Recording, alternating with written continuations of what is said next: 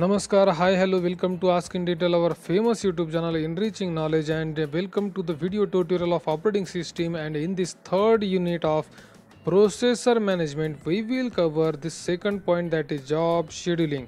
मागच्या पॉईंटमध्ये आपण स्टेट मॉडेल बघितलं, प्रोसेसच्या स्टेट बघितल्या, स्टेजेस बघितल्या, and here we will see job scheduling. ठीक आहे, चला लेट स्टार्ट दिस व्हिडिओ. आता नावातच अर्थ आहे. शेड्यूलर म्हणजे काय, शेड्यूल करणे म्हणजे काय, तर एखाद्या ठराविक वेळेला ते काहीतरी सेट करून ठेवणे. आपण अलार्म शेड्यूल करतो म्हणजे काय की सकाळी 6ला अलार्म वाजवा, म्हणजे त्याला आपण शेड्यूल केलं. अलार्म शेड्यूलिंग म्हणतो आपण त्याला, बरोबर आहे. म्हणजे अलार्म आता सकाळी बरोबर त्या वेळेला वाजणार आपण असं ठरवलेलं आहे, याला म्हणतात शेड्यूल करणे. ठराविक वेळेला ठराविक गोष्ट ही व्हावी म्हणून त्याची योजना करून ठेवणे, दॅट इज शेड्यूलिंग किंवा शेड्यूलर. ठीक आहे, चला पुढे बघा. Scheduling a process can be done for efficiency process, व्यवस्थित व्हावं म्हणून आपण करतो. ठीक आहे, पुढे नीट बघा या लाईनपासून. This scheduling of processes helps to increase the performance ratio of the system. Scheduling queues helps to maintain records of each and every process in the system. प्रत्येक गोष्टीचा रेकॉर्ड राहतो आपल्याकडे, which is necessary to increase multitasking functionality. या सगळ्याचा फायदा कशासाठी आहे, multitasking functionality करता यावी म्हणून शेड्यूलिंगचा आपण उपयोग करतो, म्हणजे अतिशय योग्य पद्धतीने नियोजन करता येतं. आता शेड्यूलिंगचं आता कसं, हे सगळं तुम्ही इंग्लिशमध्ये वाचलं, हे मराठीत एखाद्या उदाहरणासाठी दाखवायचं असेल तर आपण ठरवतो, आदल्या दिवशी ठरवतो किंवा रात्री ठरवतो की मला सकाळी 6 वाजता हे करायचं आहे, मग अर्ध्या एक तासानंतर हे करायचं आहे, त्यानंतर मग मी कॉलेजला जाईन, त्यानंतर मी क्लासला जाईन, त्यानंतर मी ट्युशनला जाईन, त्यानंतर मी कोर्स करेन, त्यानंतर मी लायब्ररीमध्ये जाईन. असं हे जे आहे याला म्हणतो आपण शेड्यूलिंग करणे. आणि हे कशासाठी, तर मल्टीटास्किंग, आपल्याला जास्तीत जास्त कामं करायची योग्य नियोजन पद्धतीनं, म्हणून हे शेड्यूलर ऑपरेटिंग सिस्टीमद्वारे वापरले जातात आपल्या प्रोसेसेस व्यवस्थित रन करण्यासाठी. चला पुढे. आता इथे काय दिलेलं आहे समजून घ्या आपण स्क्रीनवर. धिस शेड्यूलिंग, ह्या सेकंड पॅरापासून, this scheduling queues can be created with the help of schedulers. Schedulers सुद्धा एक प्रकारचे ऑपरेटिंग सिस्टीमचे छोटे छोटे प्रोग्राम्स आहेत. बघा शेड्यूलर्स काय आहेत, बघा schedulers are small software programs. Operating सिस्टीमद्वारे हे छोटे छोटे जे प्रोग्राम आहेत, प्रोग्राम्स म्हणतो आपण त्याला, सॉफ्टवेअर प्रोग्राम्स, हे काम करतात. Which creates and maintains this queues. आत्ताच सांगितलं आपण की आता सकाळपासून संध्याकाळपर्यंत आपण काय करायचं, ही क्यू करतो, आपण मेंटेन करतोय क्यू, की कामांची लिस्ट करतो. तसंच शेड्यूलर सुद्धा प्रोसेसची लिस्ट करतात, त्या प्रॉपरली एक्झिक्यूट करतात, मॅनेज करतात, मेंटेन करतात. त्याच्यानंतर पुढं काय दिलं, तिसरा point, schedulers are also of 3 types as per 3 scheduling queues. चला 3 प्रकारे शेड्यूलर पडतात, त्याचे 3 प्रकार आहेत. पहिला प्रकार नीट बघा, जे आपलं मेन पॉईंट आहे जॉब शेड्यूलर, ते हेच आहे. नीट बघा आता, लॉंग टर्म शेड्यूलर्स.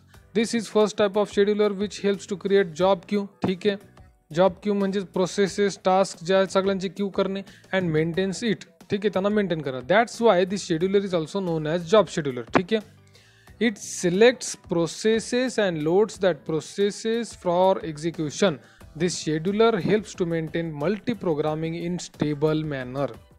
समजतंय तुम्हाला हे काय करतंय शेड्यूलर, तर हे सगळ्यात पहिल्यांदा जॉबची क्यू करते, त्याला मेंटेन करते, सिक्वेन्सनुसार त्यांना मॅनेज करतं. ठीक आहे, याला म्हणतो आपण जॉब शेड्यूलर. हे काय करतं, तर वेगवेगळ्या प्रोसेसेस सिलेक्ट करतं, लोड करतं त्या प्रोसेसला एक्झिक्युशनसाठी, आणि त्या सगळ्यांना मल्टी प्रोग्रामिंगसाठी व्यवस्थित मेंटेन केलं जातं. आता इथे पुढं काय दिलेलं आहे नीट बघा. Here it is called long-term scheduler because it keeps track of all the processes from new state till the terminated state of process. नीट बघा, एवढं सगळं आहे.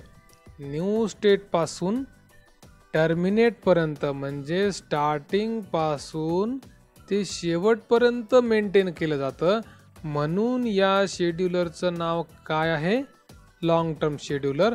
आणि यालाच आपण काय नावाने ओळखतो, जॉब शेड्यूलर. अतिशय साधं सोपं सिंपल गणित आहे.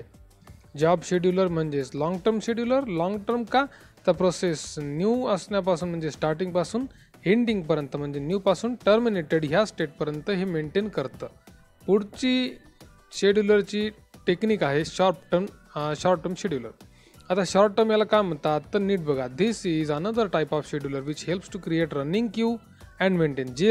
ज्या प्रोसेस रनिंग आहेत, ज्या प्रोसेस चालू आहेत, फक्त त्याचीच क्यू केली जाते किंवा त्याचीच एक लिस्ट केली जाते किंवा त्याचाच एक इंडेक्स केला जातो, म्हणूनच याला कोणतं प्रोसेस किंवा कोणतं शेड्यूलर म्हणतात, शॉर्ट टर्म, कारण रनिंग पुरतंच, लॉंग टर्म नाही. फक्त रनिंगच्या प्रोसेस ज्या रन आहेत त्यांचीच एक लिस्ट केली जाते. उदाहरणार्थ आपण कंट्रोल अल्टर डिलीट दाबल्यानंतर टास्क मॅनेजर ओपन होतो. टास्क मॅनेजरमध्ये तुम्हाला ज्या रनिंग प्रोसेसेस आहेत त्या तिथं बघायला मिळतात.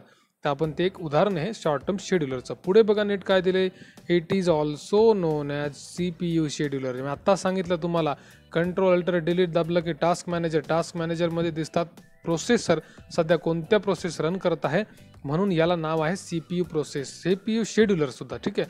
The main objective of this scheduler is to increase performance of the system. It is used to maintain records of process which R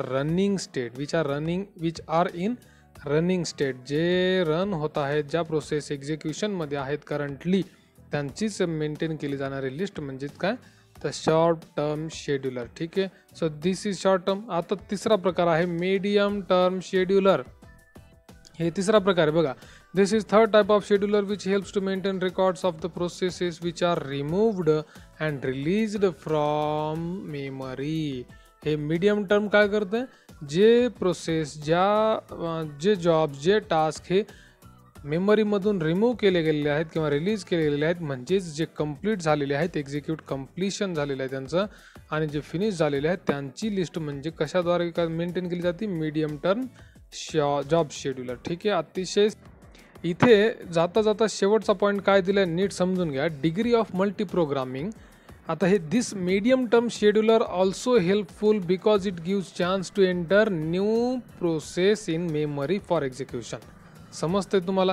आत्ताच आपण काय म्हणालो की ज्या प्रोसेस रिमूव्ह झालेल्या आहेत, रिलीज झालेल्या आहेत किंवा फिनिश झालेल्या आहेत, त्यांचं कंप्लीट झालं आहे, टर्मिनेट झालं आहे, अशा प्रोसेसची लिस्ट कशात मेंटेन केलेली आहे यांनी, या मीडियम टर्म शेड्यूलरमध्ये. बरोबर आहे. मग ह्यालाच आपण याचाच उपयोग कशासाठी करतो की नवीन स्टेज कोणती यंत्र येणार आहे किंवा नवीन चान्स कोणत्या याला देणार आहे, हे ह्याच्यामुळं शक्य होतं. बरोबर आहे ना. कारण यानं काय मेंटेन केलं की चला तुझं काम झालं ना, तू जा, म्हणजे दुसऱ्याला संधी मिळेल. बरोबर आहे.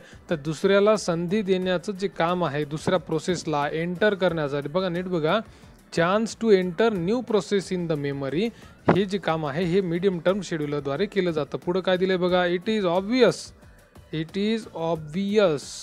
that processes which are in ready or running state at one time, these processes must be suspended. एकदा ना एकदा रनिंग असणारी, एक्झिक्युशन चालू असणारी प्रोसेस सस्पेंड तर होणारच आहे, म्हणजेच कंप्लीट होणार आहे तिचं एक्झिक्युशन, किंवा ती फिनिश होणार आहे किंवा टर्मिनेट होणारच आहे. At this point there is a need of swapping which is necessary to improve multi processing. म्हणजे अशा वेळेला स्वॅपिंग केली जाते कशाची, तर रनिंगमधली जी काय आहे ती ह्याच्यामध्ये येते, क्लोजमध्ये, फिनिशमध्ये, म्हणजेच काय तर रिमूव्ह झालेली आहे, रिलीज झालेली आहे, आणि ती मेंटेन केली जाते मीडियम टर्ममध्ये. ठीक आहे. So this is all about all this concept. काही डाऊट असल्यास कमेंट करायला विसरू नका प्लीज, आणि धन्यवाद.